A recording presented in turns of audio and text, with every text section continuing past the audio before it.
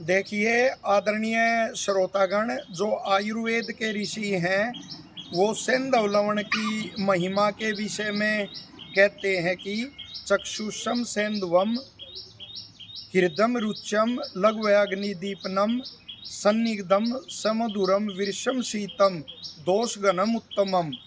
की जो सेंधव लवण है वह, देखिए इसके कैसे गुण बताए हैं। सबसे पहले कहा चक्षुषम कि यह आँखों की रोशनी बढ़ाने वाला है, तो यह आँखों के लिए हितकर है। तो यह गुण मात्र लवणों में सेंधव लवण के अंदर है। दूसरा कहा हृदयम, यह हृदय के लिए हितकारी है।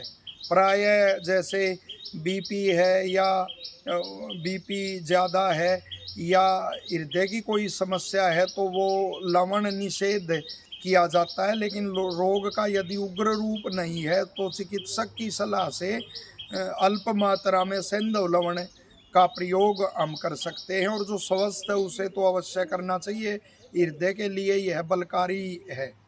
अगला गुण इसका बताएगा रुच्यम, यह भोजन में रुचि बढ़ाने वाला है। भोजन में इसका प्रयोग किया जाए तो यह भोजन के प्रति जो रुचि है वह बढ़ाता है। साथ ही कहा गया कि लघु है, पचने में आसान है और अग्नि को दीप्त करने वाला है, जिससे भोजन आसानी से पच जाता है और बाद में क्षुधा यानी भूख भी लगती है।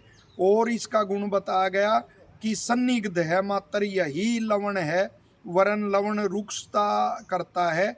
लेकिन सेंधव लवण के विषय में आयुर्वेद के ऋषि मूल ग्रंथ में कहते हैं कि यह सन्निग्ध है। और विशेषता देखिए समधुरम, कि यह इसमें मधुर गुण होता है। स्वाभाविक एक ही लवण पूरी पृथ्वी पे ऐसा है जिसमें मधुर रस भी होता है, वरन जो समुद्री लवण है उसमें विपाक उसका मधुर है, लेकिन स्वाभाविक रूप से उसमें जो मधुर रस है वो नहीं है।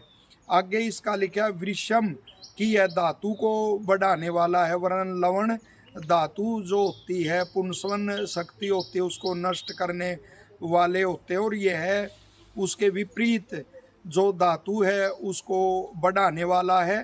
और देखिए इसकी महिमा कि शीत, सभी लवण उष्ण होते हैं लेकिन यह शीत है, इसका गुण शीत है।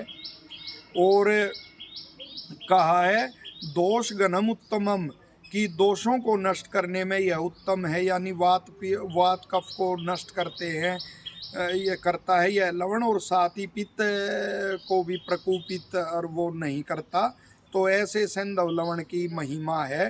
तो सभी इसको भोजन में सेंधव लवण को शामिल करें, और जिस रूप में यह प्राकृतिक रूप में जैसे मिलता है उसको लेके साफ करके अच्छी तरह से सुखा के और फिर घर में उसको कूट पीस सकते हैं, वरन किसी अपने बुद्धि आदि का वो प्रयोग करके और किसी अच्छी कंपनी का प्रमाणिक जो है तो उस रूप में इसको लेकर भोजन में प्रयोग कर सकते हैं।